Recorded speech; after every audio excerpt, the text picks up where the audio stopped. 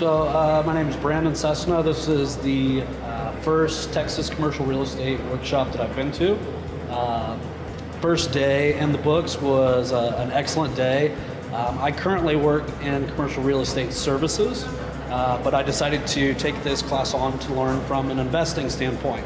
And so a lot of great information was provided so far here today. And what's better is that it's a hands-on experience. So not only do you have the sit-down, the personal training, the understanding and the ability to question individuals who have done this, but we also get to travel to their own properties, analyze properties that we have never seen before in the ways that experienced individuals have analyzed those properties previously. And we get to ask them questions, have their feedback, and how they went about making their decisions to go after that property. So I'm anxiously awaiting the next 2 days. I'll be here for both days in their entirety, and I'm just looking forward to learn more from individuals, network while here, and help to grow my own network while hopefully becoming a part of this network.